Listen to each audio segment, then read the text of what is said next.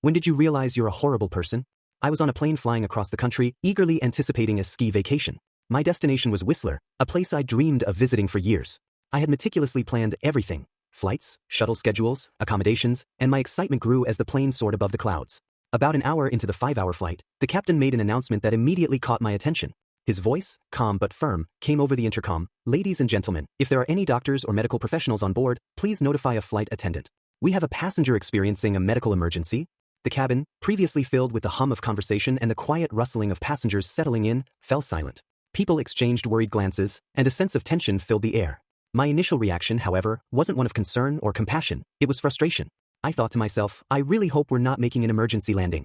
If we do, I might miss my shuttle to Whistler.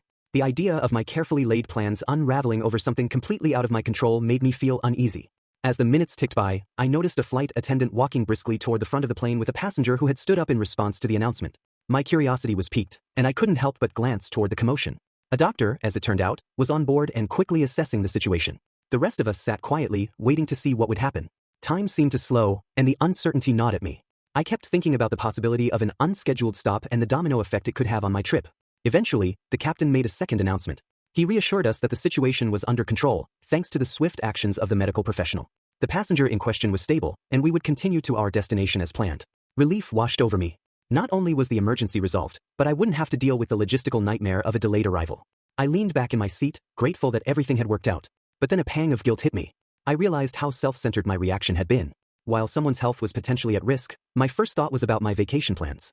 The idea that I had prioritized my convenience over a fellow passenger's well-being made me question my own values.